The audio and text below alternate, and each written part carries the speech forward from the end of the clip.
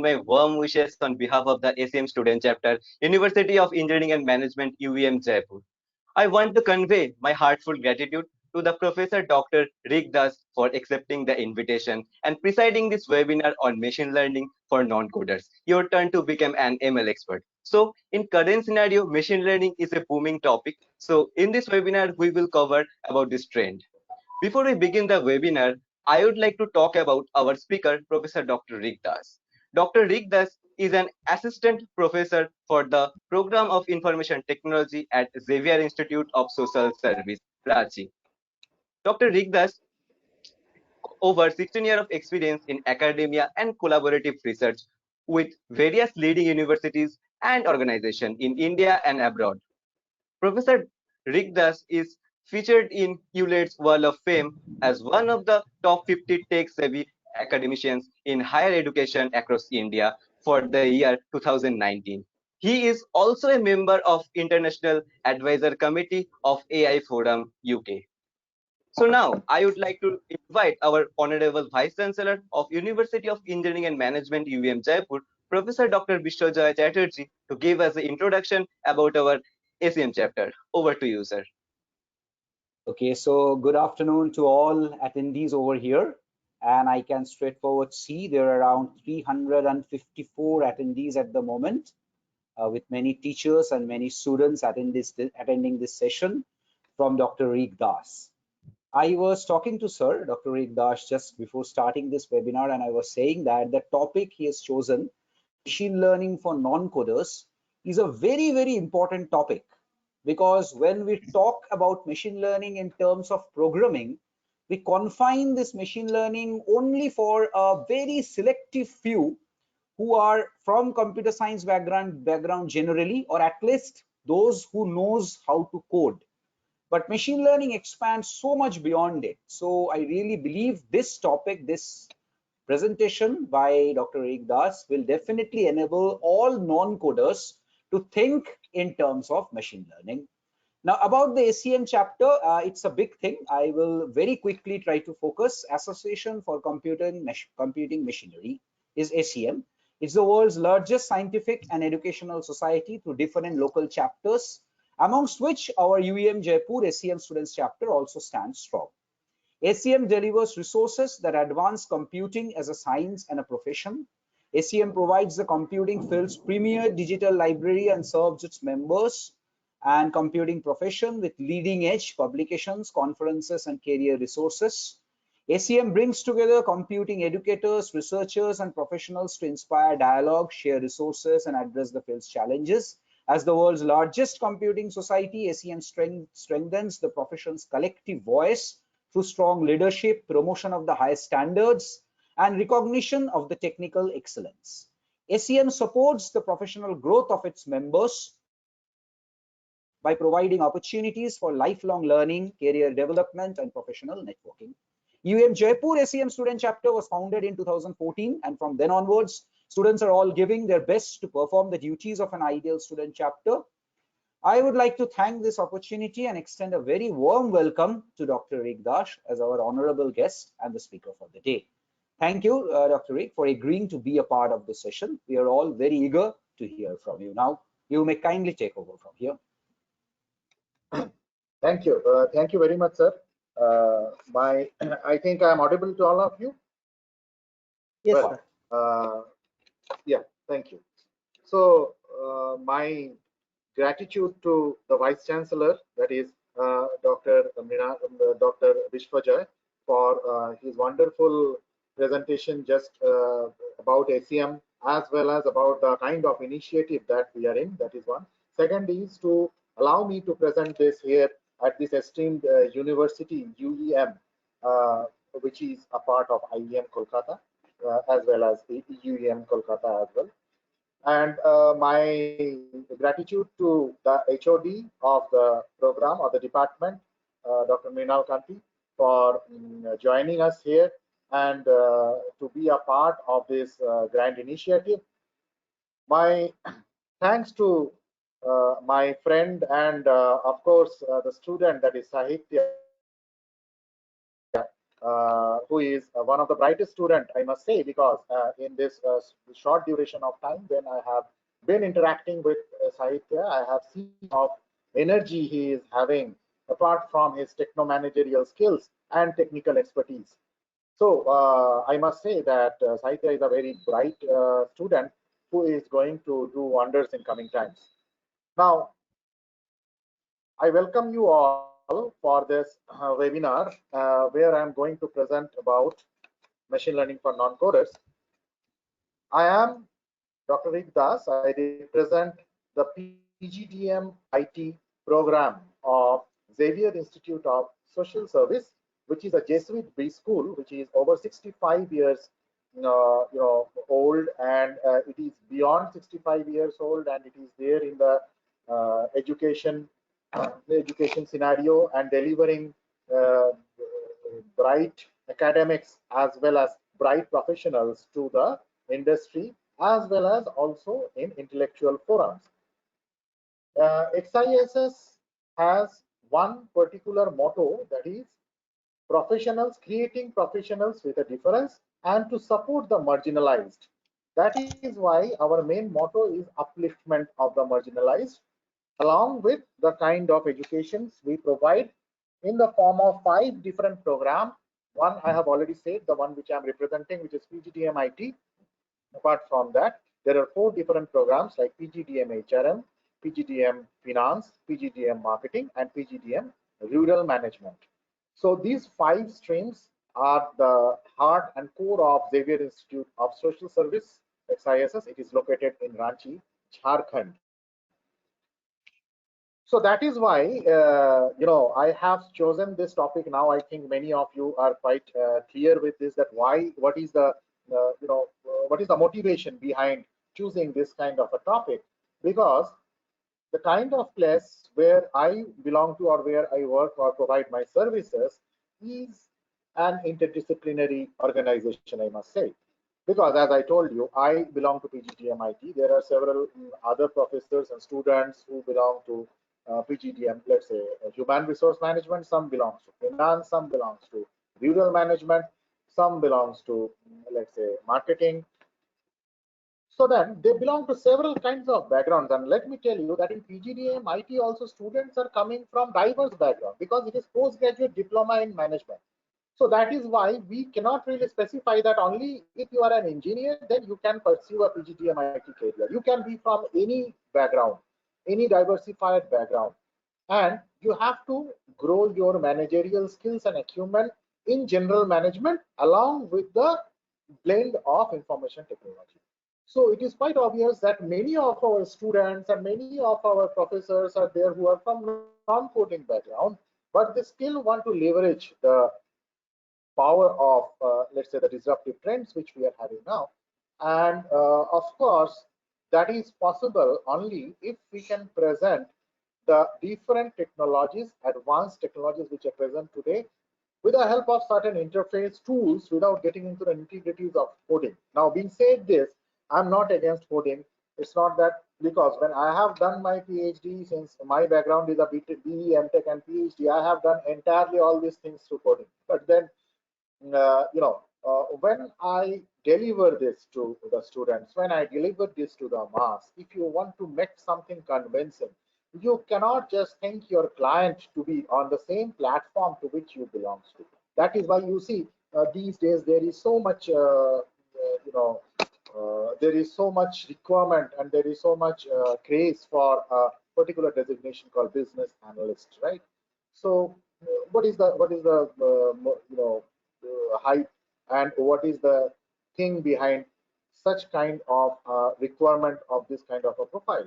Requirement being the person who is able to convert or transform the necessities between the technical and the non-technical background of a person, right?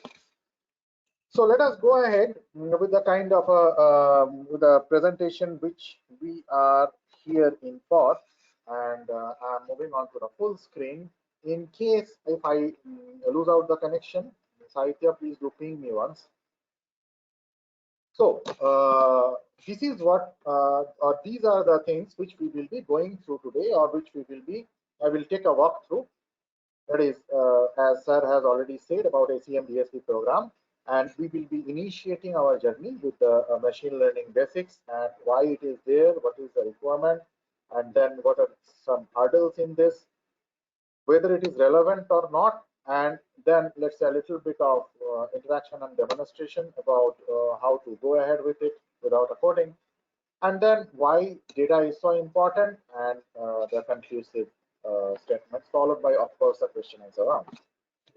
So about ACM, as all of you, sir, has already said, that it is the Association for Computing Machinery. It is bridging the gap between the professionals, industry, and the academia, and creating this kind of lecture sessions so that we can interact with one another. We can share our views, we can share our visions, and we can go ahead with this. So now, being said this, today we live in a VUCA world, right? So VUCA is a term coined these days, which is very popular, which stands for volatility, uncertainty, complexity, and ambiguity. Now, this term was coined like before COVID. It's not that while the COVID is there, this kind of things have happened. This has always been there. So COVID is nothing but just a catalyst to all these terminologies which you are seeing here. That is volatility, uncertainty, complexity, ambiguity. COVID is nothing but just a catalyst of making this more prominent in front of us. But this VUCA world was existing even before that, and now it is more prominent. So why it is like that? Because of the fact these days I have written here Industry 4.0 and Education 4.0, but now it is Industry 5.0 even, isn't it? So 5.0 rather we can say. So it is industrial revolutions which are going on. As we see here that Industry 4.0 and the Education 4.0 are the backbone. So you might be aware of the new education policy, UNEP, which is emphasizing more and more about equity in education, that there should be no one who should be deprived of education due to monetary reason or due to some other challenges, right? So you might have observed recently, not recently, it is there for quite some time, the popularity of the MHRD program Swayam, right? So Swayam is there for quite some time, and Swayam is by and large getting very popular these days, and you can see certain trending courses which are there in Swayam which are really good.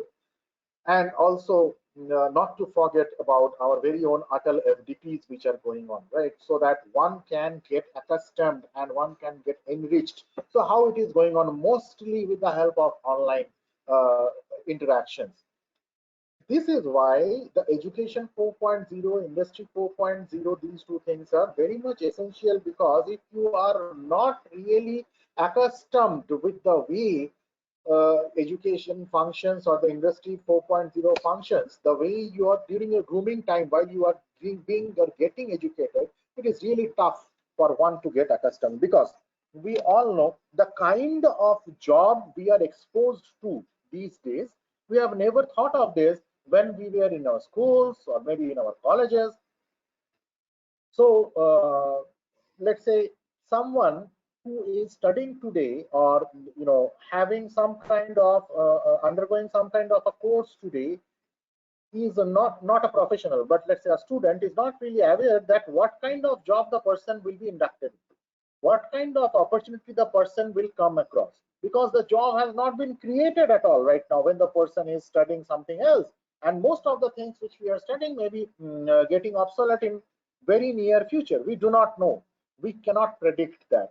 So that is what is the volatility we are going through, the uncertainty we are experiencing, the complexity always moving in our mind, and the ambiguity we have about ourselves, about our careers, our futures, our surroundings, whatever we are going through, right?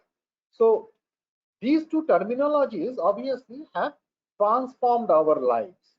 That is what we are experiencing in this VUCA world, that be rest assured that in your work, in your job, in your day-to-day pursuits, these days, the more you become independent, the more you become successful, right? So if you are not really independent, if you are dependent on several things and several bottlenecks you are coming across, then this 4.0 education will enable you, empower you to understand that how to overcome that, so that you become industry ready. So see, you learn some tech skills, you learn technical skills, I mean, you learn some managerial skills, that hardly matters. Why? Because of the fact, if you are learning these things, these are all right. But then whether you are able to apply that in this kind of a volatile environment. So that is why you have to be very, very independent and confident simultaneously. So if you think that you are having a 10 to 5 job these days, mind you, I am mentioning one thing, that 10 to 5 job, if I'm referring, it is not only about industry, not only about MNCs, but also about academia, right? So none of us, those who are serving academia these days, can specifically tell you that we are entering the institute at 9 and getting out at 5. It's not possible, because there are so many responsibilities and you have to be evolving every day, because of the fact that not only conducting the sessions or the lectures, but also you have to be very much research oriented so that you can produce something new. Because these days, as we all know, knowledge is not something which is a hidden treasure. Knowledge is available everywhere. If you want to learn programming, it is no more a hidden skill. It is there in YouTube. You can go and learn that anytime. So if I come to the class and teach you just programming, that let's say this is what is computer networking, this is what is software engineering, this is what is data structure, I can readily teach that. That is not a problem. The problem is that you can have several options to get it understood in a better way or in a diversified way from the various sources which are available. Please try to understand that. So I just cannot claim myself that I'm doing this work that is teaching you throughout the day and I'm doing a lot of work, because probably these days people are getting more and more application specific and oriented. So instead of directly straight away teaching you some kind of a networking or software engineering, or let's say some kind of a programming language, probably I will be directly jumping into some kind of a case where I will be approaching you to offer some kind of a solution. Give me some kind of a solution with the help of all the skills that you have learned and you have gone through here and there, you have browsed through the net, and gradually you are coming down to the solution, right? So that is how you are going to present, you are going to cope up with the existing things, because as I told you, knowledge is no more a hidden treasure. It is available everywhere for free. So these days we have seen that we are prone to use artificial intelligence and machine learning, these two terms, interchangeably. So is it correct to use AI and ML interchangeably? So as you can see here clearly in the picture, that artificial intelligence comprises of all these, which you can see: cognitive computing, computer vision, machine learning, neural network. So all these things, deep learning and natural language processing, comprises of artificial intelligence, out of which machine learning is definitely the backbone, right? But then you cannot say that these terms are interchangeable or synonymous. So this is one of the components of artificial intelligence. It is not that you are saying that whatever is machine learning, that's what is artificial intelligence. No. So that is why we have to be very clear that artificial intelligence is a superset out of which these are the subsets. So all these things.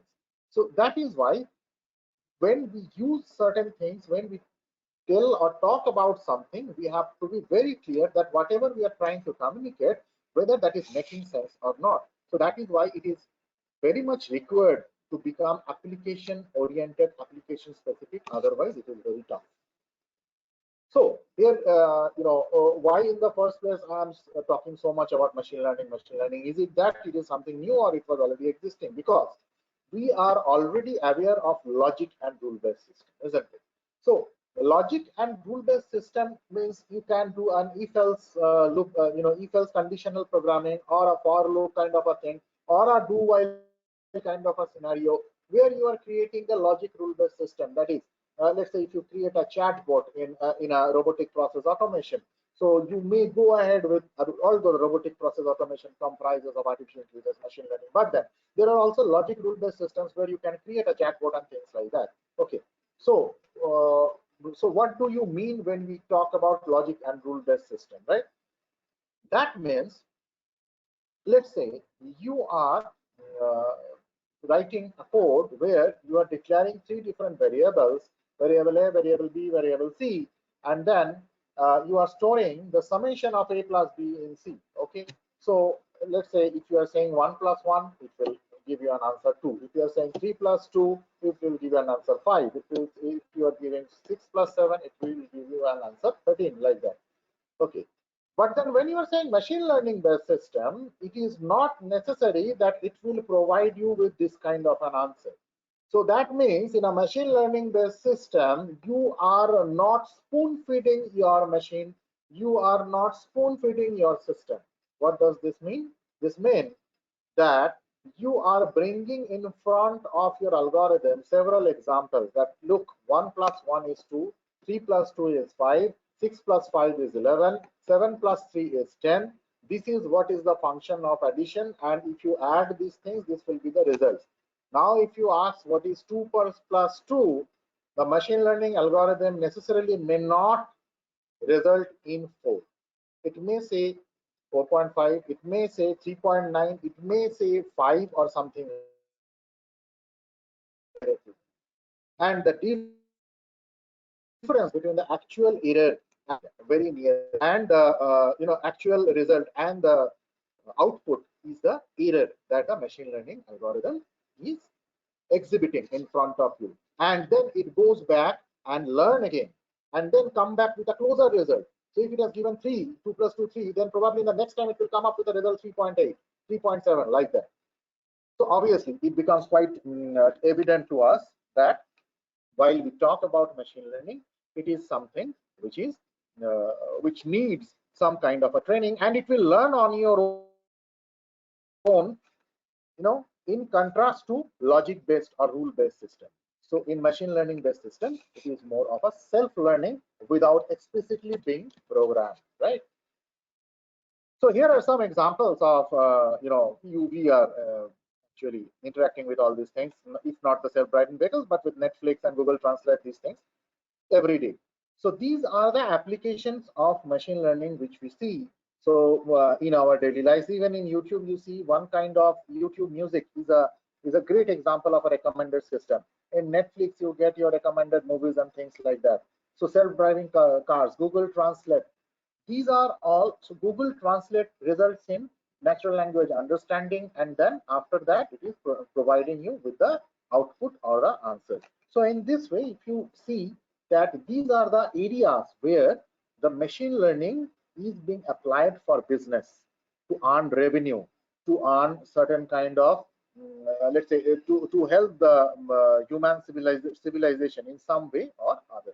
So these are some machine learning examples. There are many more which we all are aware of.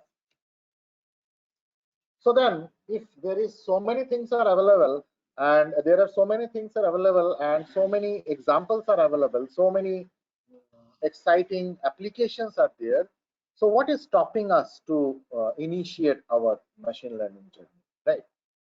So we have some kind of preconceived notions. At least I used to have our preconceived notion about machine learning, which is a hardcore technical topic. But even if I'm having this preconceived notion, since I'm an engineer, I cannot be skeptical. So I cannot really say that if it is a technical topic. If it is a technical topic, then I must go towards it, right? Okay, that is my personal prerogative. But then, if someone else is asking me, who is from a different background, and try to apply machine learning, if I try to put it in the same way, the way I have learned it in a technical manner, will it be feasible for that prospective, I would rather say prospective customer? Customer doesn't always mean in the terms of, let's say, monetary transaction. I may say a kind of intellectual bonding can also be a kind of transaction. So there is a possibility of intellectual bonding with a different background person.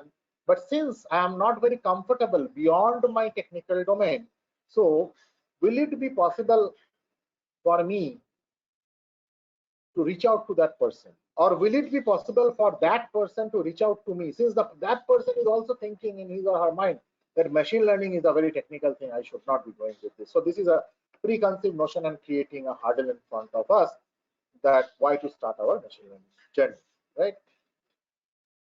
So then we have to be smart enough, or we have to be proactive enough to understand What is the objective of ML or machine learning? What is the objective of machine learning? So the objective of machine learning is not just to write some technical code. It is way beyond that. One particular thing which is required to understand that what are the terminologies which are associated with machine learning? What is the logic which is associated with machine learning? If we do not understand that and straight away go for applying certain kinds of techniques and tools which are available, or we feel ourselves deprived if we are not able to apply those techniques and tools or the programming, then we are not in a position to learn machine learning, and we will lose out our interest very shortly, very soon. So we have to be very particular that whether we are learning the application, the basics, the story behind machine learning, why at all in the first place you require this. So when or how we will do this, the best way or the most basic way which we have is trying to learn machine learning by reading books. Okay, so we can also try to learn driving a car by playing car racing games. We can also try to swim by watching swimming videos. Will it be possible? The same thing is applicable for machine learning. We can definitely get some idea about the, let's say, background, the techniques of machine learning, but then we will not be able to do machine learning if we just restrict ourselves to books for learning this particular methodology or technique, right? So most importantly, attempting to learn ML conventionally as just another software tool and not as a required skill to solve regular problems around is a huge mistake we will be doing. So obviously those who are good programmers, we must have noticed that they have applied programming to solve very trivial problems even, but they have started their journey there. So similarly, just for the sake of passing, just for the sake of understanding, if we learn machine learning, we will not be able to get the benefit out of it.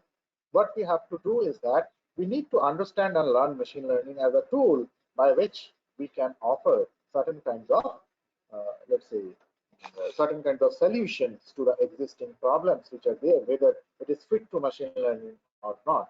So whether we can create and validate a prototype or not, whether we can think of a solution or not, that is what is more and more required when we think of machine learning journey, right?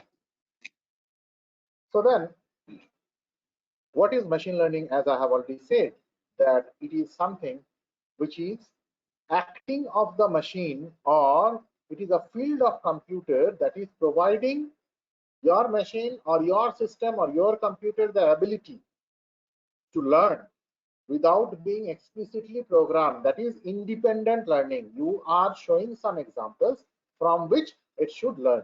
Okay, so it can be a supervised kind of an application, it can be unsupervised, it can be semi-supervised, it can be reinforcement learning. So there are several sorts of learning that we can go ahead with in machine learning. Okay, so I will show you, of course, certain examples by which probably it will be more clear to us. So is it at all relevant in contemporary times? It is, of course, helping us for timely analysis of certain kind of, let's say, areas or domains. I should not say certain kind, but most of the assessments and most of the analysis these days we are doing with the help of machine learning in real time, in fact, right? So there are so many automated systems we are seeing, we are experiencing, all with the help of machine learning, which is transforming these industries and is the main cause behind this industrial revolution 4, that is the machine learning, right, which is leveraging the artificial intelligence to most of the industries as well as the academia, right? So coding is necessary. I said already, coding is definitely necessary for machine learning, but then it is not the only thing you should learn to learn machine learning, right? It is much, much larger than coding. So learning machine learning is to have or has to have a problem solving kind of an approach. So you see, in most of the places where we are working, and we are working under several kinds of constraints, several kinds of restrictions, limitations. Why? Because all of us have some kind of an idea that machine learning things require huge amount of processing power. So processing power these days are also cheap, right? So you have to find out the right alternative which you can use for machine learning. Then again, there can be restrictions and limitations of different streams and domains and backgrounds. We do not know coding. We do not know how to go ahead with. So then, how to address those kind of restrictions if I want to go ahead with a machine learning application, right? So the algorithm that is there for machine learning in most of the places can be taken off the shelf. But then what to take off the shelf, if you do not know that, then it will create problem. For example, in a kitchen, there are so many spices and so many other things which are there on the shelf. If you are not a good chef, then if you can even enter a kitchen, if you are a novice just like me, an amateurish, so you can enter the kitchen, you can take away all the things which are in the shelf, and you can put it uh, in your cooking, but that will not transfer finally into a good product, right? So similarly, machine learning things can be taken off the shelf, but then whether you are aware of the application of or not, that is very, very important. Hence, ML is machine learning should be both for coders and non-coders if you understand the logic behind that, if you understand the problem solving area behind that. So it is more important for us to become a problem solver, having great problem solving skills to understand and to get motivated to learn machine learning. There are several popular tools like AutoML, like teachable machines like BigML, like Vika, like Orange, which I have given the examples here, where you can learn things or you can implement and make your hands dirty with the help of machine learning. Okay, these are helpful in several machine learning tasks like regression, classification, clustering. So I have said many things till now, but let us have a look that how to go ahead with these things. Okay. So now this tool I was talking about. This is a GUI based tool. Okay. So I will go to this tool later on, but before that I would like to show you a different thing. So here, I think my screen is visible to all. Yes, sir, it is visible. Yes, sir. Great. So I'm giving you an idea that how you can test the flavor of machine learning at a very basic level, okay, at a very initial level. So I have entered into the site everything you can see here, that is, this is teachable machine, okay. So if I want to go ahead with a pose project, let's say, all right. So I start my webcam here, and the webcam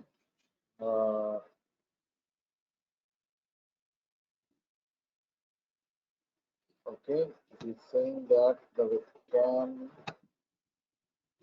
Okay, all right. So since I'm not very sure, the webcam is since open elsewhere, so that is why it is not giving me permission. But no issues. I'm showing you a different example. Okay. So just over. So this is another example which I'm showing you. Okay. So let us get started. So let us come to this particular project. So let me upload certain images. Okay. So where are the images? The images are at this place. Let's say if I go here and go to this particular place and then go here, all right. So there are certain images. So I am having images of buses here. Okay. So I am uploading this. Fine. No coding involved here. Please, that is the most significant thing. So I am uploading the image of bus and naming it as bus. The category name is bus. Okay. Now let's say I have uploaded some monuments. Okay. So where are the monuments? Let us see. Here are the monuments. Let us upload it. So here are the monuments. I need to train a model. So we all are basically aware that if we need to go for an examination, we need to read certain materials about that particular topic or subject to appear in the examination, to appear in the test, so that we can answer the questions. The same is true for machine. As I said, it is artificial intelligence. All of us know that they are mimicking human intelligence the same way human beings actually performs.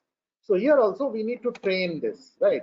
So that they can recognize when something else is being brought to them. So let's say, let us train the model. You can see this model is of 50 epochs. You can see the hyperparameters which are there. The batch size is 16, learning rate is 0.001. Okay. So here, if we start training the model, let's say it is getting trained now. All right. So once the training has initiated, we should not be moving away from this browser. Why? Because the training will be getting affected. Okay. So it will start. So this message has already come, and the training process is going on. So it has been now trained for 50 epochs, and there are person methods. All right. So again, let me I have to switch on to files. Now let us choose an external image. So let us type here bus, okay, and let us go to Google Images. So there are so many images of buses which are here. All right.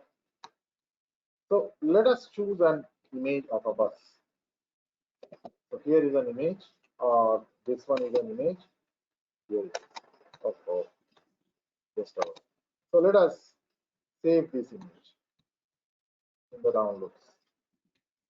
Okay, it is saved. Now let us go back and let us upload this image here and see that what happens. So now it is uploaded. Okay. Now you see the machine is now easily recognizing it. All right. Is the monument is very less percentage. So it is 91% is recognizing it as a bus. So obviously this kind of recognition, that is the image recognition, is easily done with the help of just uploading the training set. So you can go on adding classes here. All right. So let's say you can add other classes like this, and you can go ahead with experimenting. So this is just a binary kind of a classification I have shown you. Now let us go to, let's say, a monument. Okay. So this is Statue of Liberty. So now if I save this, let's save this. Okay. Now let's upload this and let us see what is the result. Okay. So you see this is a 97% monument, so it is quite natural. This is a monument. Okay. Now the fun is, if you want to have the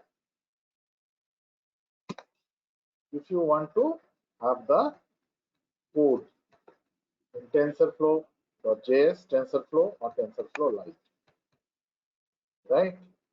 The code is here ready for you, which you have not written, the machine has written for you. So you can even run this code by copying this. Okay.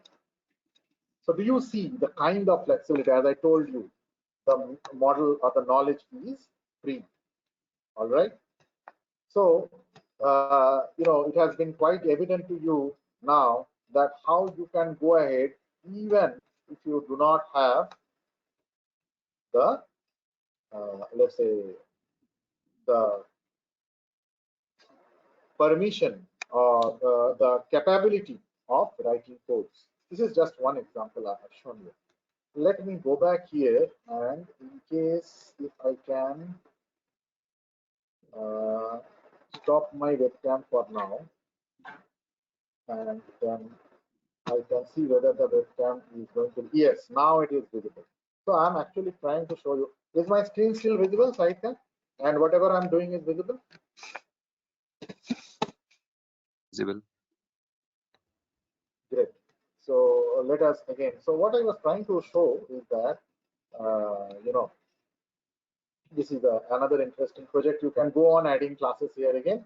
So if I start the webcam here, okay. So the webcam is starting here. This is class 1. Yes, and this is me. So now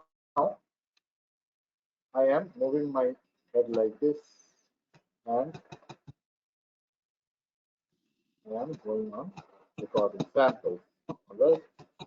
So more like this, more like this, more like this. So these are those samples which I am having.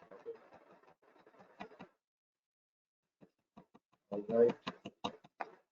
And let us label it or name it as this is right to me. So right. Okay. Then let us add another pose here. Okay. So let us keep on adding. So now I have turned my face to left. Okay. And I am going on recording my particular pose. You can see that how you can just hold to record all this. Okay. So this is now being recorded.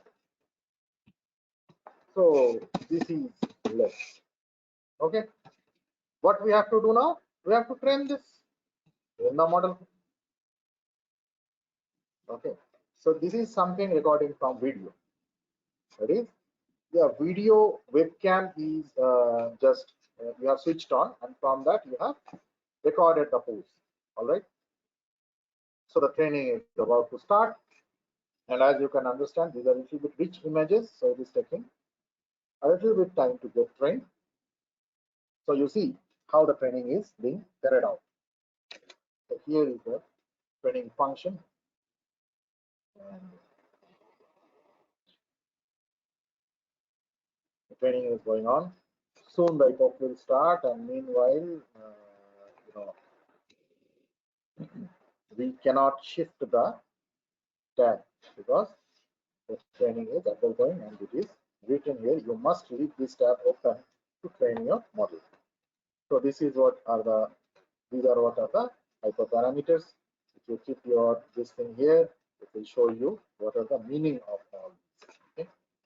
So 12 epochs, and then 14, 15, it is going on gradually. All right.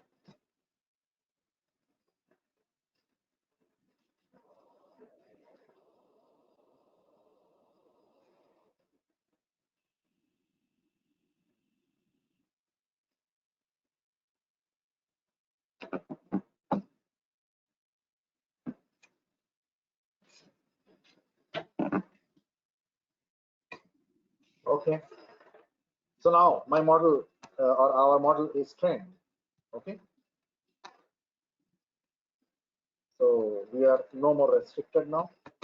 We can switch on to our webcam. All right. So let us see here. Our webcam is here. Now see. Okay. You can see the classes below. All right. The kind of accuracy you are getting, the more I am turning. Okay. Yeah. Here it is. And here it is. With more, let's say, training data, you can have better accuracy maybe. But then even with this little training data, you can see how good the accuracy is. One thing you might have noticed that while I have taken these shots, if you have not noticed, I am telling you, purposely I have done that. while I have taken these let's say shots, I have not maintained the parity between the number of post samples to the right and the number of post samples to the left. So let's say if I have taken 28 or 30 right shots, I have taken probably 25 or 26 left shots. But here you see that while the training was done, it was 24 samples in each case. Why? Because this is something which is called class balancing. Otherwise, if you do it with a disbalanced number of elements in each of the classes, that is disbalanced number of records, that is one is having 30, another is having 24, there is a high probability that the higher class, the element of the more number of elements in the higher class will try to, will try to influence the results and will have the, let's say, erroneous kind or misleading kinds of results. So this is called a class balancing, which is very much essential, which this software is doing. And even for this, if you want to export, you can export it like this. Okay. So you see the code is just generated for you. Okay. So this is how you can build these things, right? So this is how you can do it online even. Okay. And you can save any project from here, download project file, and then you can also open the project so that some saved project can be redone by this, just like you open any other file. All right. So this is what is one example, which is a very basic example, which may create some interest. Okay. Now let us move on. And let's say, let me switch on my webcam if it is available there.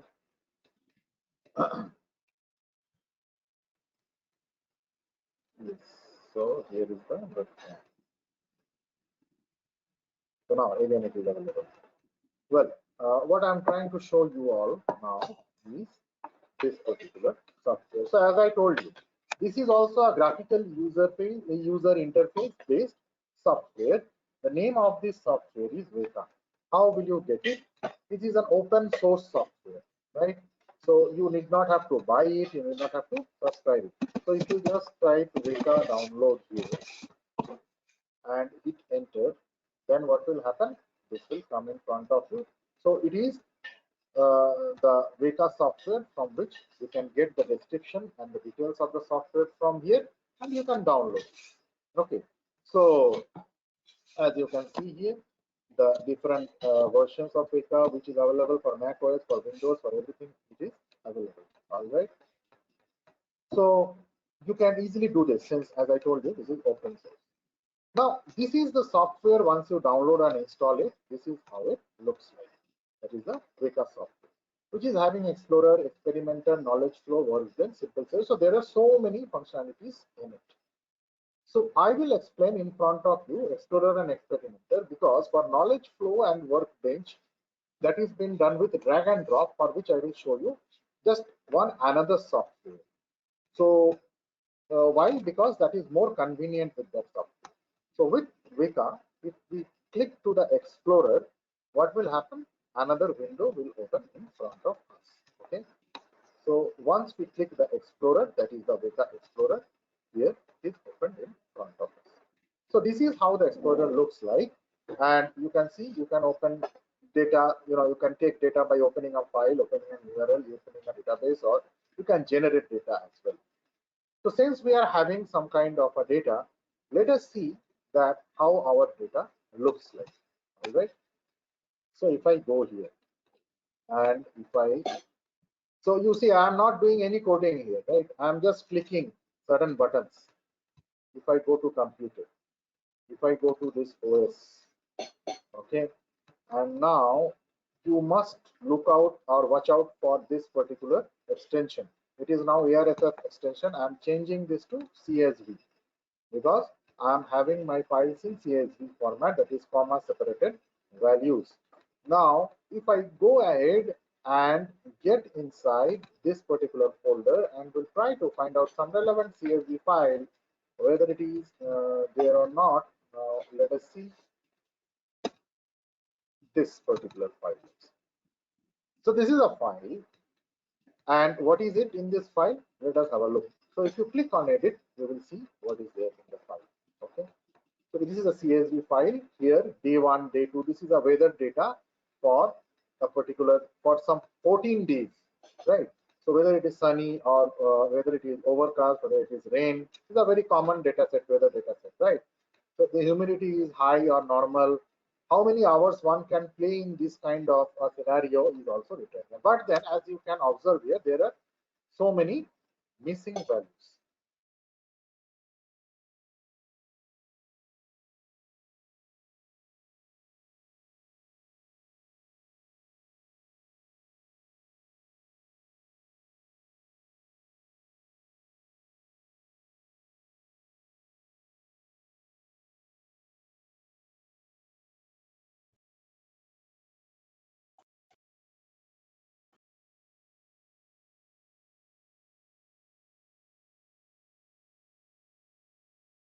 Called Hello, Rick, replace sir. missing.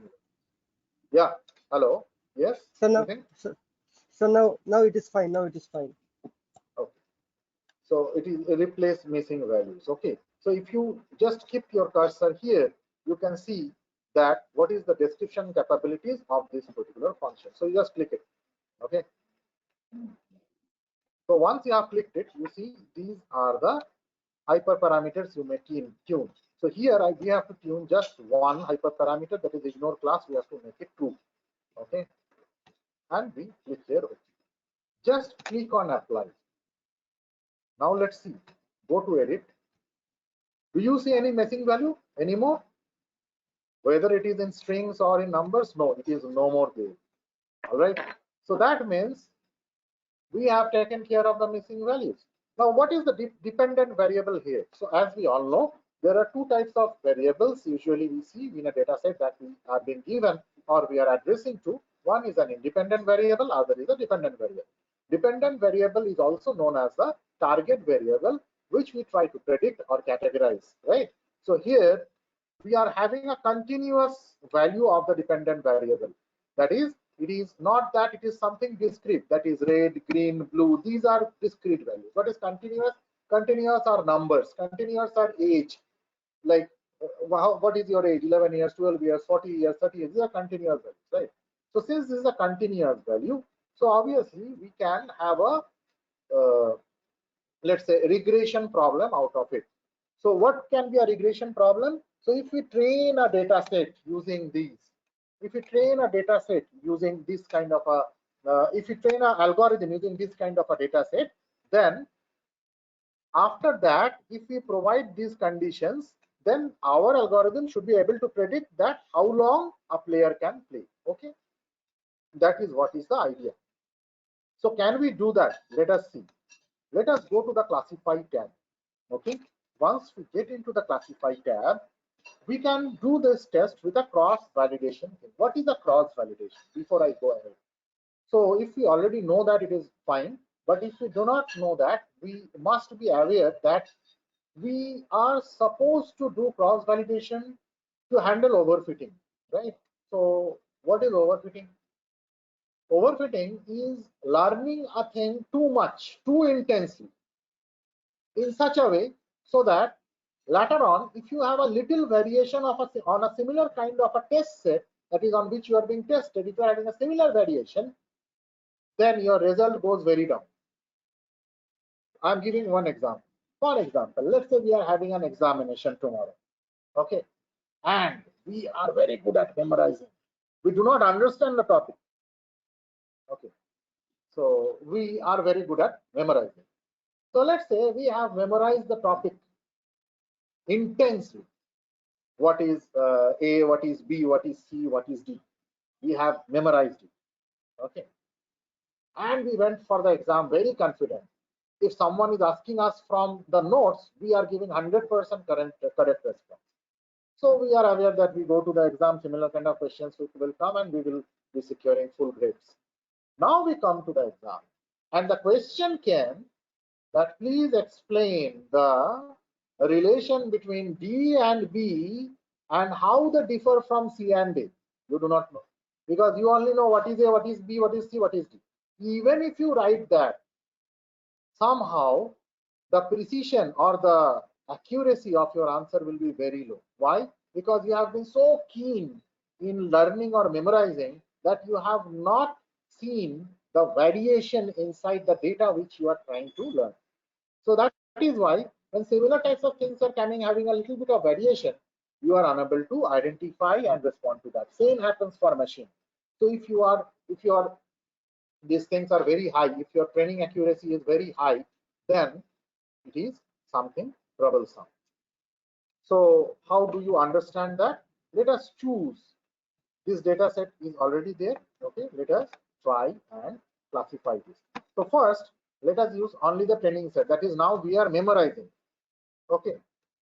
So once we memorize, let's say, let us use a classifier which is SVM, not a classifier, it will be a regressor.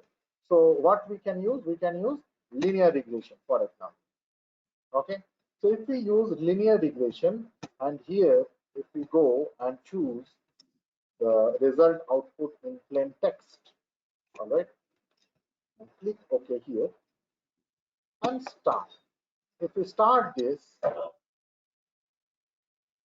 you see this is what is the error, right? This is a very small data set, so the error is too intense. But then when we come to, let's say, a validation kind of an algorithm, let's say if I write 5-fold validation, what will happen? Here you see the learning has taken place in a nice way. It is testing and training, both the things have taken place to avoid overfitting, and you see the errors are much lesser than the earlier one, while we have used the entire training set. All right, you see the difference between the two results. Okay, I have not done any coding, by the way. Why I have shown you the results? Because these are mathematical terms. So this we may understand, may not understand what is the mean absolute error. But then if we see the results, we can see that how much deviation has actually taken place between the actual one and the predicted one, actual one and the predicted one. If we try to see what is the visualization, that also we can see here. So here the x-axis is the hours played, y-axis are the predicted hours. All right. If we just increase the jitter a bit, you can see that what is it. Okay, so you see here hours played and predicted hours is this. So how the difference lies. So you can also create visualizations, nice visualizations out of this software. Okay, so this is an example of how to handle missing data without coding, how to do regression without coding, and things like that. Then we, let's say, move again, and let's say we look at a classification problem. All right, so if we look at a classification problem, and where we will find that, let us go to a very common data set which is known as a iris data set. What is an iris data set? An iris data set is nothing but a data set of flowers. Okay, so let us see. So this is what, if we go to the let's say program files, then if we go to Vika software, data, all files, we see here is a iris data set. So let us upload this. So what is there in the data set? Let us go to the edit button and see. In the data set, you can see that there are sepal length. Sepal is a flower, right? And petal is also a flower. So sepal length, sepal width, petal length, and petal width. And there are the categories of flower. So let's say this is iris setosa, iris versicolor, and these things. And these are the features which are given. These are discrete variables, right? So this is a classification problem. How to see that? What are the classes and what are the numbers? If you just click on class, there are 50 odd, let's say, elements in each of the classes. Iris setosa 50, weight 50, iris versicolor 50, and iris virginica 50. All right. Now here, if we look at this particular problem, this is a classification problem which we have. All right. So once we have this classification problem, if we go here, then we can have several kinds of, let's say, classifiers which can help us in classification. Okay. So what are they? Let's say we can take SVM. and we can go for a 5-fold classification. Here, what we get is the confusion matrix, right? Which shows us out of 50, how many are correctly classified. Out of 50 of iris versicolor, how many are correctly classified? 49. So we have to read this confusion matrix in a diagonal manner. This will give us the actual, let's say, precision of how many has been actually identified. So these are the recall values, all right? And these are all the metrics that we have, and we are having an accuracy of 96.67%, right? So this is a classification problem which we have done. So both the regression and classification are having training set.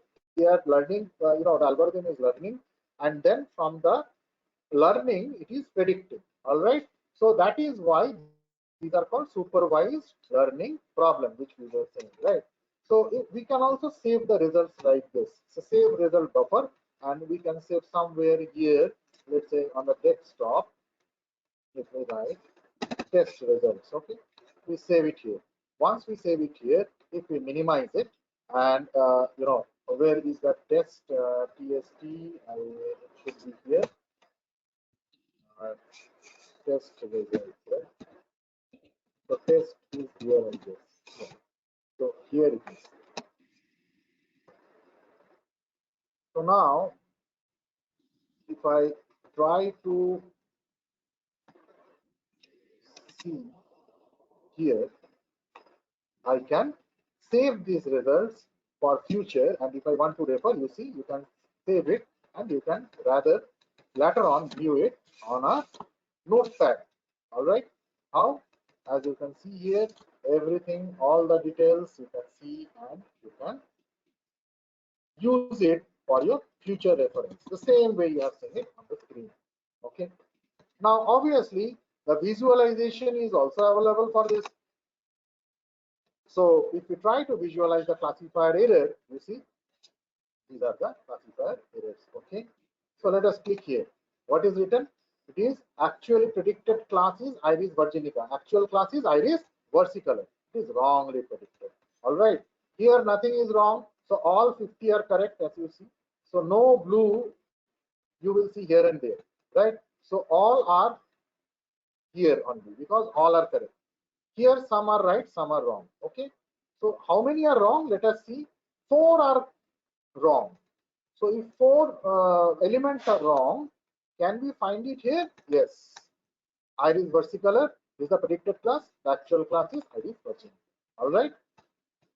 Now, with this similar thing, if we want to do some kind of a unsupervised thing, okay, unsupervised means clustered, where we do not know, we are having some elements, we need to divide it according to the proximity of the elements. There is no category or class or labels associated with them. So if we try to do that cluster, okay, so let us do that. I will do it with the same iris dataset so that you get to understand that what are the actual results and what are the clustered results or the unsupervised results. Okay, so for that I just need to click on classes to cluster evaluation. All right, here if I now do, if I am doing this particular thing, this kind of clustering, which is known as expectation maximization, I can change this also. Let's say I can do simple k-means as well. As we know already in the pre-process, we are having 3 categories. So we will be mentioning this as 3 categories. Okay. So let us say with simple k-means, if I try to do a little bit of parameter tuning, I will say number of num clusters 3. Okay, and the number of max iterations will be 5,000. So these are the several hyperparameters you can see.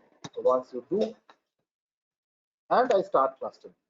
Okay, here you again get similar kind of a matrix. If you see that 41% is correct in cluster 0, cluster 1 is 50, and cluster 2 is 39. So the number of element that is correctly clustered in cluster 0 is 41%. For cluster 1 it is 33%. For cluster 2 it is 26%. How? All 50 are in cluster 1 iris setosa. So this is iris setosa, this is cluster 1, all 50 are correctly classified. Okay, cluster 1 are correctly classified. Then after that 47 and 3. All right, so where these 47 are going, iris versicolor. Okay, so in case of iris versicolor, if you try to see that how many are being shown under this, you see 61. This is summing up to 61. Okay, out of which only 41% is correct. All right, and then you see iris virginica, which is 36 are correctly clustered. So if you do it in a classes to cluster evaluation, you will be able to cross check the you will be able to cross check the actual accuracy of the clusters. Okay, so here incorrectly clustered instances are 11.33%. It is clearly written. So you see how easily you can go ahead with clustering. Okay, now one more interesting thing I can show you, that is called association rules. You might have seen in shopping complex that, let's say, with some particular things are being kept, like when you are billing, certain chocolates and things like Hot Wheels cards are kept at the billing counter. How they actually find out that what to keep in collaboration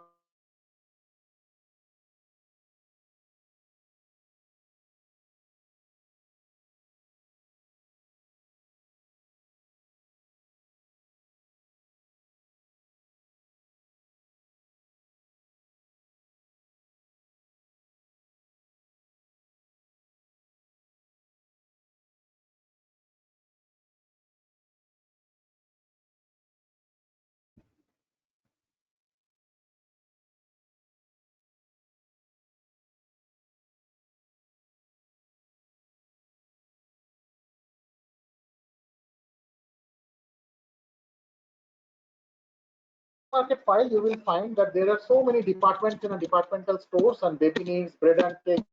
These are the items which are there. Okay, so if I try to show you this, okay, so you see these are the transactions which has happened. The department 1, department 2, what are the different items one is having.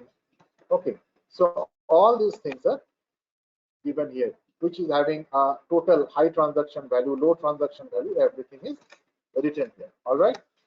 Now, if I go here to associate and try to find out that which one will go better, which combination will do better, I will be given with rules which are beyond 90%, and those rules, if I follow, I am expected to get more revenue while selling my offerings or products. You see, I have started this, the you know process, and you see the best rules found, all above confidence level of 92%.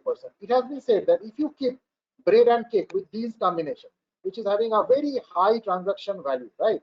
So you see all our high transaction values which are here. What are the combination? Biscuits, frozen foods, fruit. So this is giving a total high value of 788. Along with that, you keep bread and cake. Baking needs, biscuits, fruit, you keep bread and cake. There is a possibility that people will, while they buy this, also pick up this. So keep this just beside this. It has been observed by the machine, and it is, this prediction is being made. So you see there is a very example for this which has been given in several places. That is, the departmental stores have started keeping beers. Beer, you understand, right? The drinks, the beers beside the nappy pads of babies. Why? Because the fathers, while they come to pick up the nappy pads at the weekends in the supermarket, they also pick up the beers if it is kept at the end, so just to celebrate the weekend.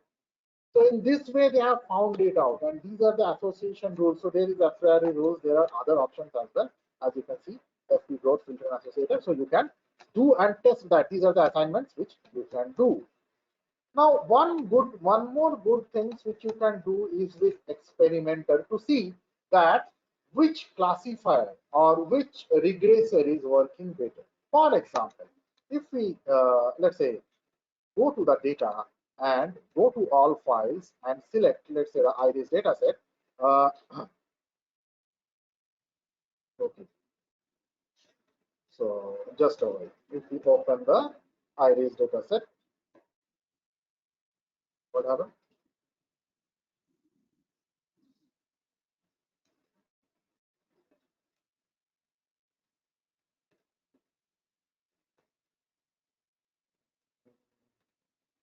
some other data sets maybe couldn't open experiment file, C program data.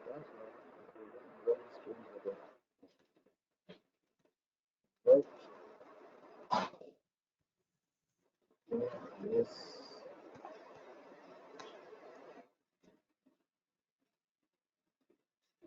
So now this is already open there. Yes. Experimenter.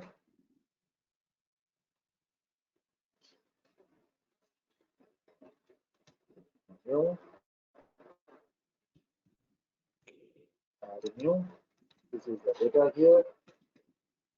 So here we have got the data set, right? So this is what is the data set we are trying to evaluate. Okay. So this is the iris data set, and let us see whether which classifier will work better for it. So if we see the algorithms first, if we do that, if we try to add one classifier here, we are already by default having 0R. So but then we will be choosing one lazy classifier, which is, let's say, instance based classifier, k nearest neighbor. Okay. So since we know that there are almost 150 kind of training data, so we can say that the kind of neighbors k nearest neighbor will have will be less than equal to square root of the training set. This is what is the theory one needs to learn in machine learning to understand how to do the parameter tuning, if even you do not know programming. Why? Because otherwise your results will be misleading, right? So I can put any value here which is less than equal to square root of the total number of training set. So let us put here 10. Okay. Okay. Once we put here, IVK is there, another add new I can do, and then another classifier. Let's say I will test that which classifier is better here. Okay. What will be the other classifier?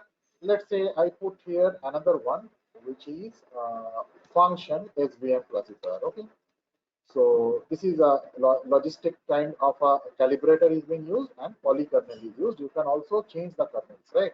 So if you can look here, you can use RBF, you can use PUK. So all kinds of kernels are also available. So just for the sake of understanding, currently we are using this particular kernel and we are saying, all right. And then finally we took one more, which is, let's say, another classifier, which is rule-based classifier, and we say this is, let's say, the 0R. Okay. So this 0R classifier we have chosen and we have given. All right. Now let us go to run and let us start running to see what are the results. So we are running this and the entire thing is getting executed. The run is now there and it has finished. Okay, with 0 errors. Now if we want to analyze that which result is significantly different from the other result, right? So let's say one is giving 95%, another is giving 94% accuracy. They are not statistically significant. They may be matter of chance. But can we find out whether the results are statistically significant in difference or not? Let us see. So if we click here in experiments, and here a paired t-test can be done. If we do, you see here paired t-test, and this is correct. Okay. So perform test. It will give you the 3 different accuracy that has been acquired. So with the KNN classifier, you are getting 95.73. With the SVM, you are getting 96.27, and with 0R, you are getting 33.33. So these two are not statistically different in offering results, although this one is greater than this. But then this is so small, and you will see a star, just beside this, so that it shows that the result is statistically significant in difference, that is in the lower side to the rest of the two classifiers. So these two, anyone you can use, otherwise there is hardly any significant difference in accuracy. But then this is the one you should not be using for this particular data set because it is poorly performing. So you can build up the logic also that which one to use, which one not to use, and to clarify that why the results you are considering for this particular method, why the results are you are not considering for certain particular method. If you have, you can see the level of significance is also given here. That is 95% level of confidence is being observed here, and significance is 0.05, right? So this is how you can work with Vita. Now there is a very interesting data which I was showing to you was image data, which actually is a matter of concern to many of us because of the fact that how do you extract feature out of image data? So much of coding, so much of mathematics Can we do that as well without coding, right? So can we do that? Let us have a look. Let us go ahead with Vika, and let us see. Let us go to the free process tab. Let us go to open file, and let us go to here again to Deldesk. Okay. So sorry. Sorry. So here, let us go to Deldesk. Once we come here, we will see that we need to change this to all files even. Okay. Now, if I come to here, then again, if I come to this particular place, and if I go to this particular place, I will see again this particular data sets, right?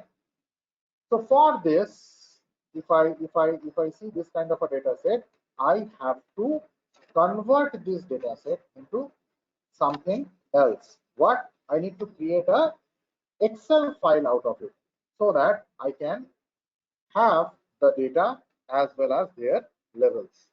Okay. So if I go here, that is this particular folder, I will see here is a file name image levels. So let us open this and see what is there. All right. So again, I will go to the edit button. I will see the file name as well as the level of the file. That is, what is the category, human, sea beach, etc. are given. Okay. Then you need to come here and see. You have to get your logic very clear. What are these being told about or being said? These are nominal values, and as you see, these are actually being said as categories. The number of files or the string values are said as categories, and these are also categories, but actual categories are this, each having 10 values, right? Actual categories are this. These are not the categories. So again, you have to apply one filter to change this category to string. All right. So you choose here, come here, and you see that these are nominal values. All right. So nominal to string. Okay. If you apply this, do a little bit tuning here. That is written last. You write it first. Okay. Apply here. You see, all have become string. Now there is no confusion. Okay. All right. Once again, I am showing you one thing. Why have I done this? Okay. So if I choose this again, nothing is applied here. All right. Now, if I want to do the image thing, which I told you. So how do I do that without coding? I will come here and I will find an instance named image filter. Okay. If I click here, I can have several feature extraction techniques listed here.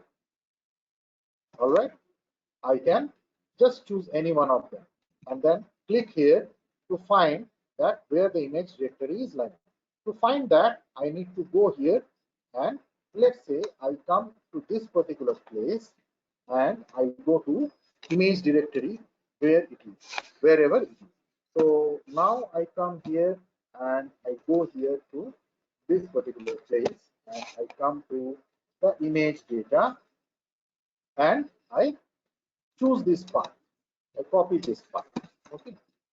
I copy this path and move ahead to this particular place to paste it here. All right. Okay. Done. Now, what is my function? I would try to apply this similarly so that it can extract feature. I'm applying it. See, it is not happening. It is giving me an error. Image filter access on datasets. First attribute must be a string file of an image. So these are not being considered as strings now. These are considered nothing but as classes or categories. So that is why right in the first place, while I uploaded this, that is the image labels, right? So image labels, this particular file, I need to transform this to string. All right. So now here once I come, the attribute, okay. So I will go to supervise. I will go to attribute, and then I will say to instance nominal to string. Okay, here it is. So again, I have to do a little bit of parameter tuning. Just clicking OK, and then apply. So it is all gone. Okay, once it is gone, now if I choose the data set, okay, so now if I choose the data set by selecting the image filter, let's say I want to do this kind of feature extraction, I choose here, okay, done, and apply this. You see, it has started working, and you will see the feature in a while extracted automatically without writing a single line of code. It is all done. You see what has been done. From those images, these features are extracted at the blink of an eye. Okay, with all the categories, you have to do nothing absolutely. So only one thing you can do, you may remove this, the figure numbers. All right, how to do that? You just select this, you remove this, it is removed. Now what is there? Your features and the class. All right, you go to classify, your selected SMO, it is 5 here, start classifying, and it is classified for you. The result is 70%. Okay, you see the confusion matrix. You can also see the classified errors, the visualization, and you see what is right, what is wrong, all is visualized. Okay, so this is how you can, even knowing the coding for image processing, you can do these things without writing a single line of code. Now there is another very nice GUI. This is known as Orange. This is also open source, right? And I will just show it in a while. So Orange download, if you type here Orange download, you will see this is the Orange data mining tool you can download. Okay. So there is one more for RapidMiner also. So in Orange, how will you function? Just to give you a demo for a while. So for a similar case, let's say you have to take the CSV file. I have clicked on the CSV file, and you can even drag and drop it here, whatever you feel like. Okay. Or you can double click. Okay. So let us see. It is taking and it will be there shortly. It will, so three things have opened up, not required. The one will do and serve the purpose. So see CSV file. Okay. What else I need? I need a data table. Why I need a data table? To see what are the data I have taken. Okay. Now I'm showing you a simple example. If I click on the CSV file, I try to browse the data, and let us go to one data which is there on the, let's say, desktop. Okay, this blood sugar. So the data is now getting uploaded. So this is what the data is. Okay, all about. These are the different attributes which are having, saying finally that whether someone is having a blood sugar or not. Okay. Now you see there are so many missing data. All right. So yeah. So it has 763 rows and 10 features. All right. So how do I see this? What is there in the data? Connecting it to a data table. So now I am seeing this. This is having so many question marks that is missing data it is having, right? So if I want to handle this, what do I need to do? Just a right click. Just a right click. You search here. What to search? Impute. All right. So you search impute here. You click on that, and you will get something which is an imputer. What is an imputer? An imputer is nothing but a function which will help you to impute values. Okay, if there are missing values. All right.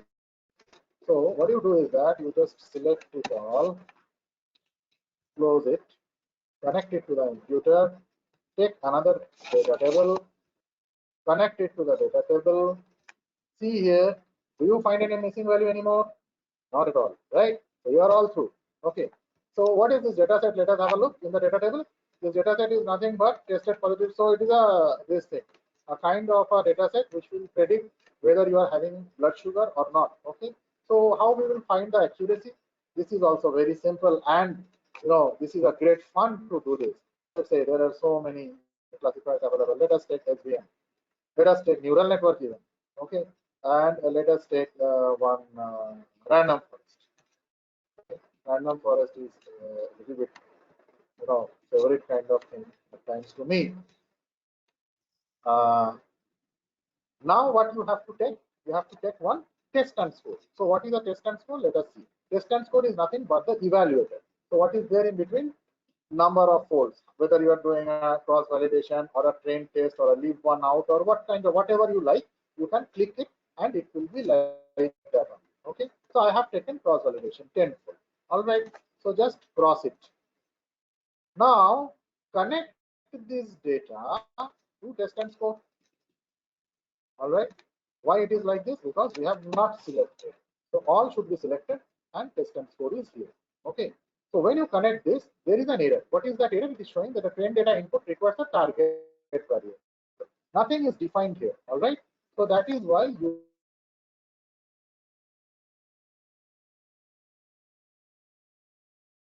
can also close the connection like this. So what more is required in between? Nothing, one kind of a function. Okay, so you just connect this to this and you open it, you will see that these are the different. So number is not going to contribute anyways, number one, number two. So you drag it to meta attribute. All right, target variable, what is that? The class. Drag it here and you are through. Okay, good to go. Let us join it here and see no more errors. All right, now let us join the classifiers with this. Okay, so here is the classifier. This is the random forest, or you can call it the learner. Okay, so if you are actually doing the connections,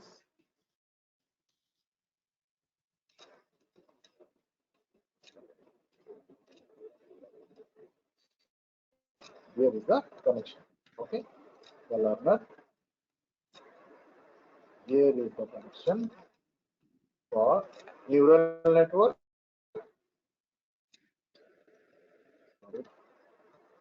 So all are doing tenfold correlation, right? Here is the connection for SVM.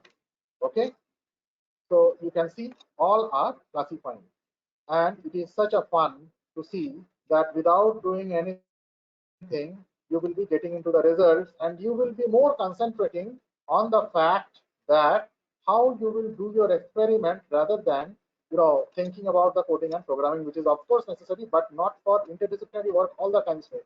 So you are done right here, and now if you want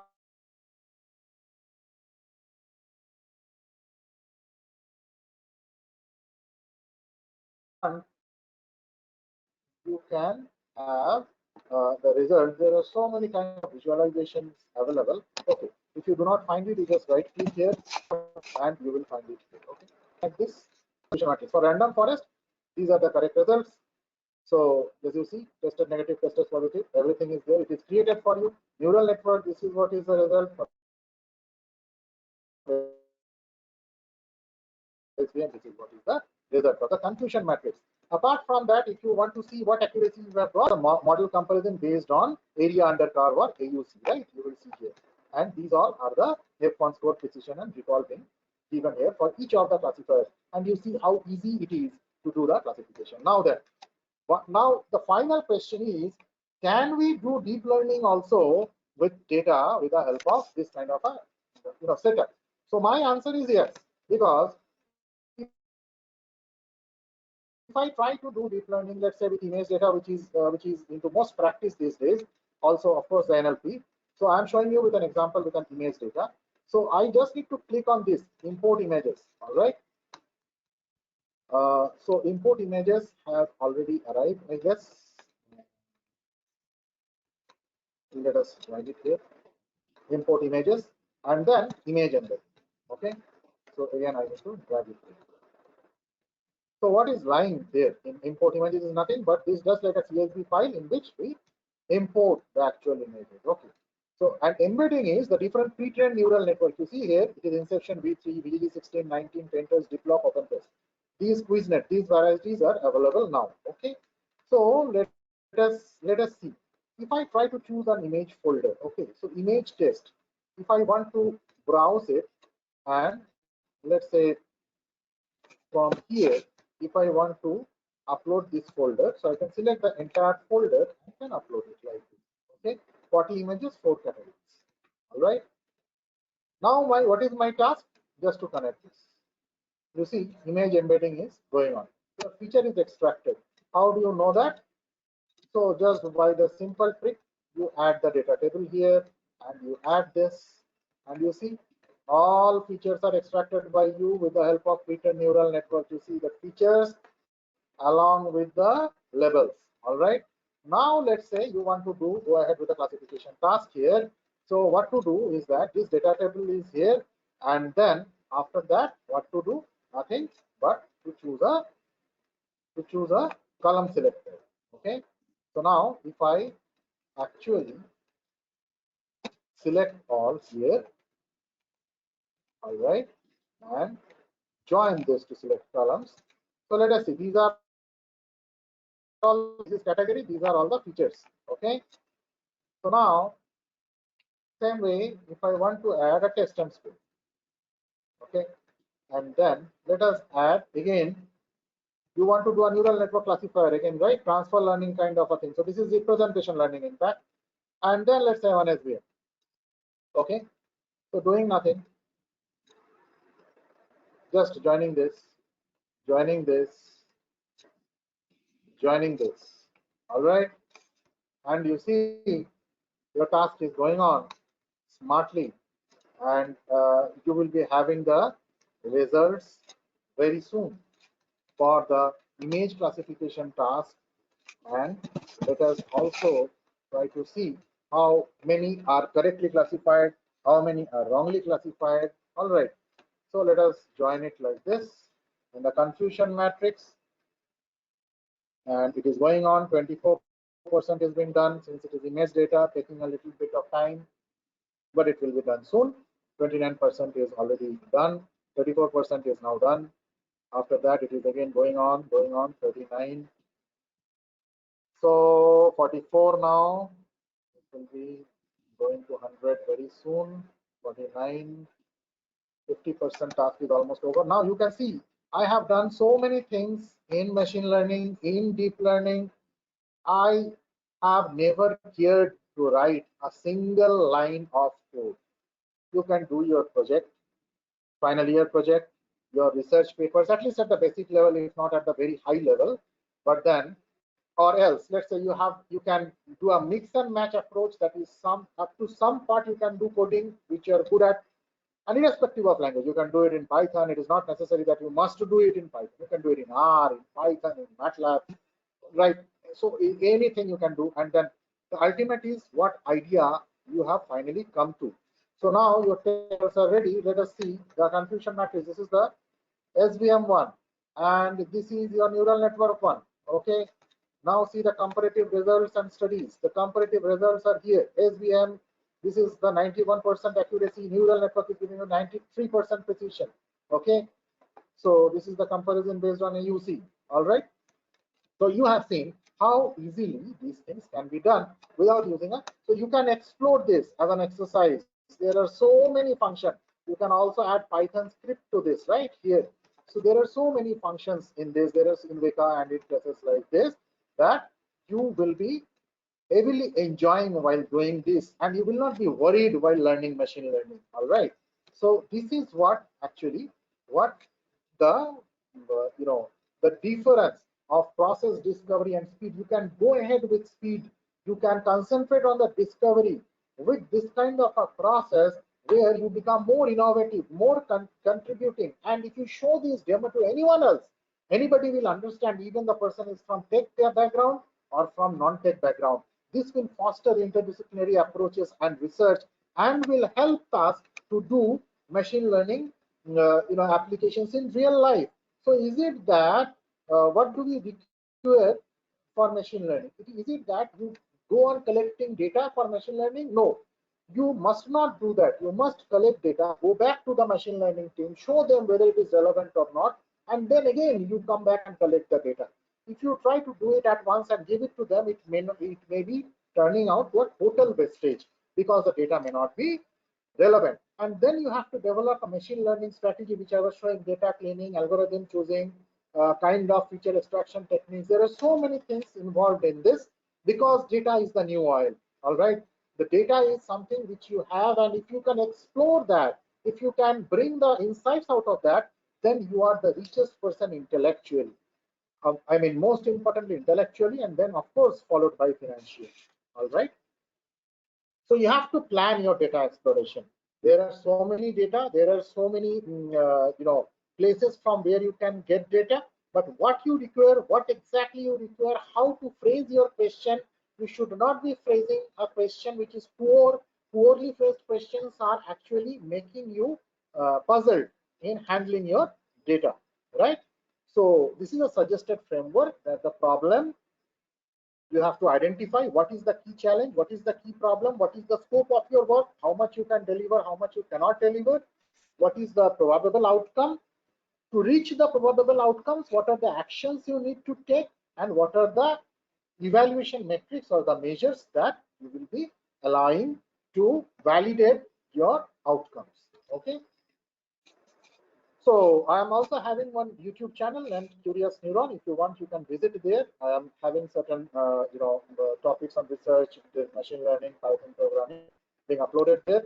Apart from that, my final words will be: you need to have your understanding capacity and confidence in yourself, so that you can identify the business value of a certain problem, right?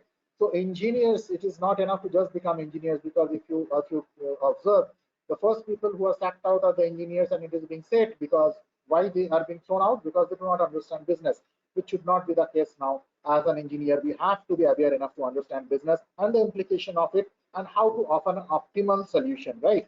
And you need to understand and apply ML to address those by defining new job roles. These are my several contacts: the email ID, the website, that is rigdas.com, YouTube, and LinkedIn. So you can reach out to me on this. And I heartily thanks all of you for your patient listening, and for allowing me to deliver this session.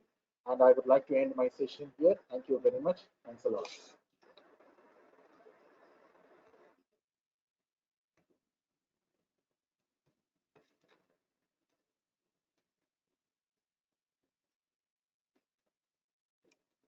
Saito, are you there? Sir, Saito, are you there? Thank you, sir. Yeah. Okay, Thank you, okay. sir, for your wonderful presentation, or we can say it's a hands-on learning.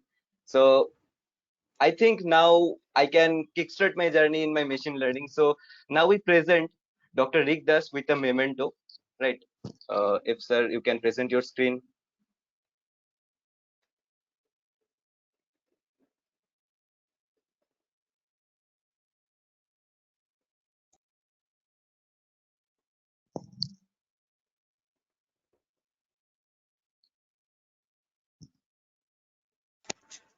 So thank you very much. Thanks a lot.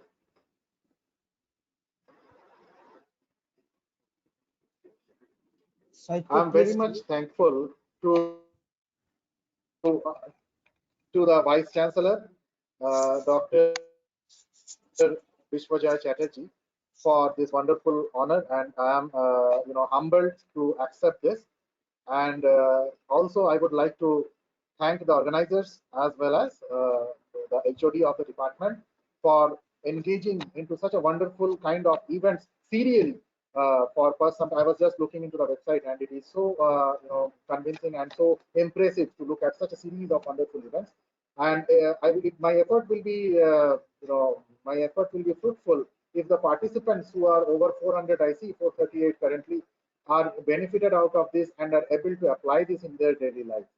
And also, if there is any question and if there is time there for that, I am open for the questions if anybody would like to ask something. There is a question box. You can take some questions if you have the time. There is the chat, right? Yes, and a question is there. Some question is there. There is a question. Sir, I am reading out to you. There are few questions, a lot of comments, the positive comments. Thank you, sir, for wonderful and essential presentation from Professor Madhusudan Vaidya. One question is there, sir, from Dr. Prasanjit Kundu.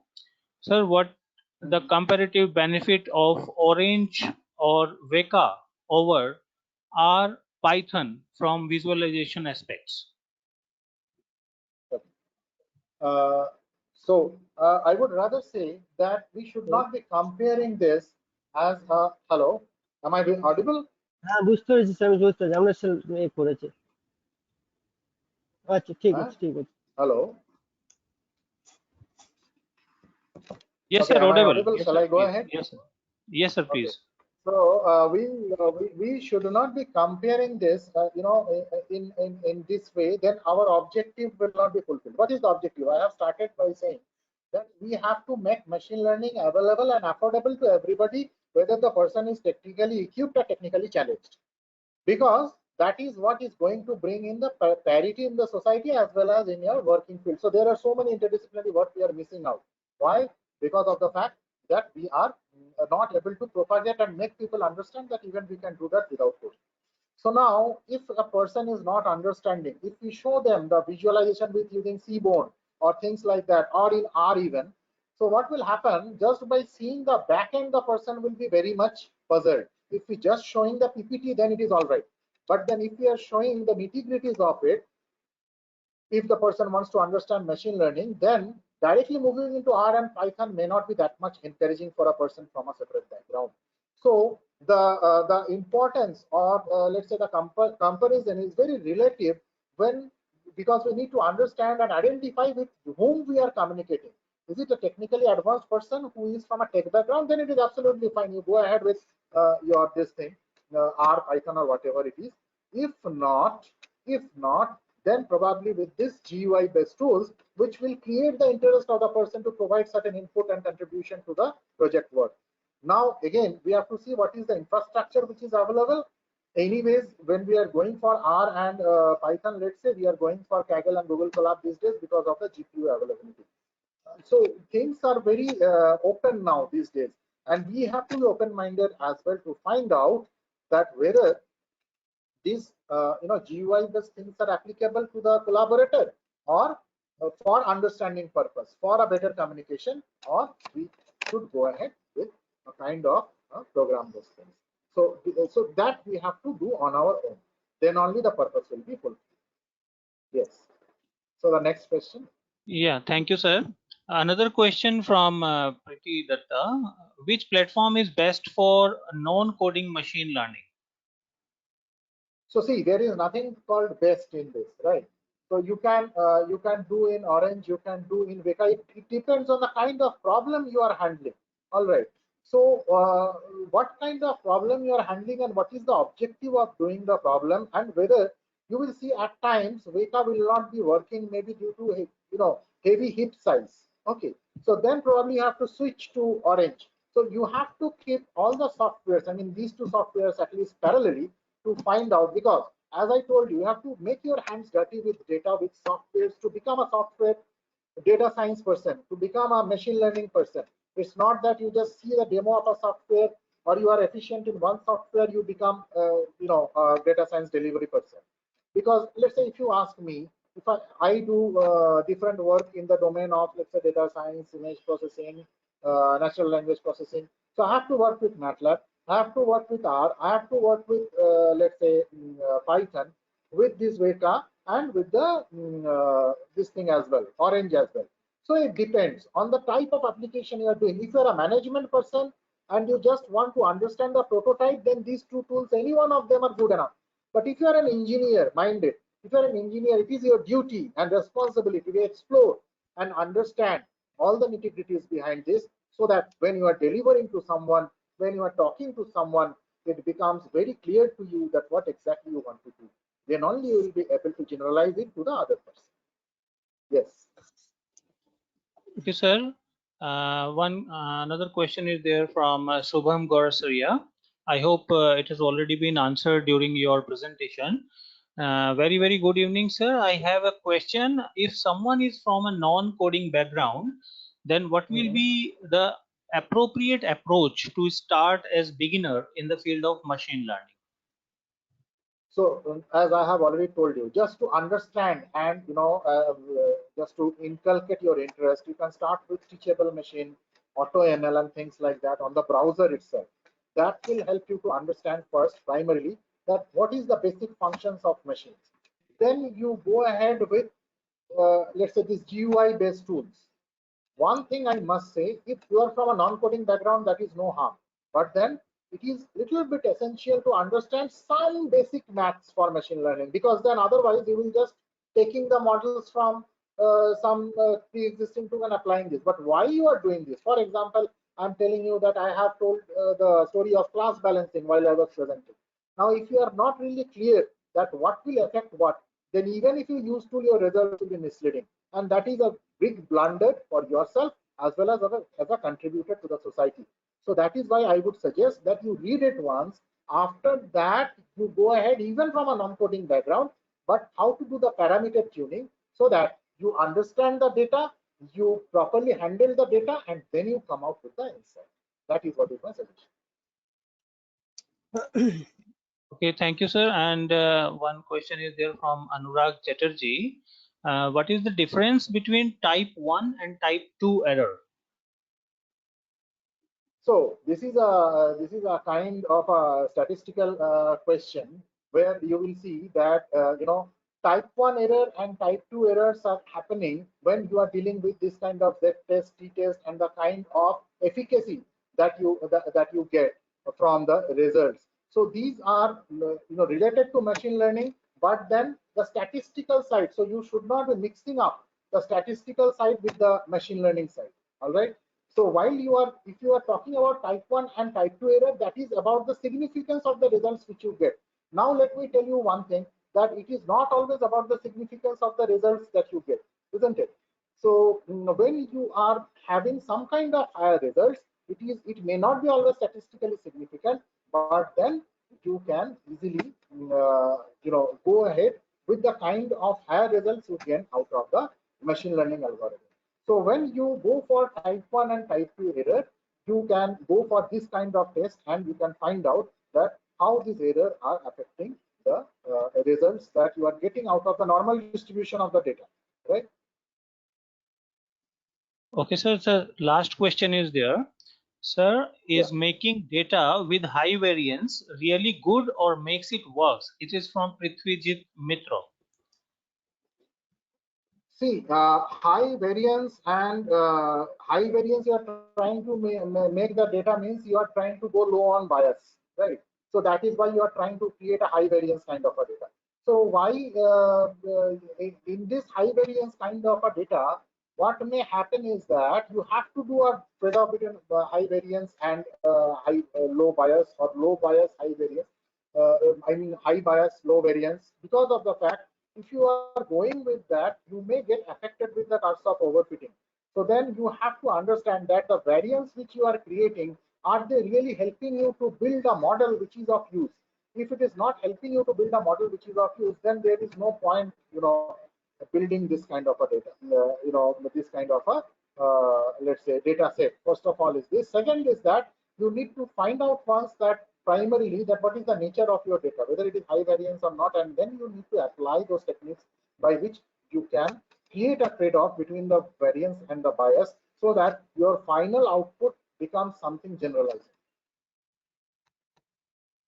Thank you, sir. It was very nice presentation. I am not finding any further questions. So over to you, Sahitya. Dr. Manal, you can take over, please.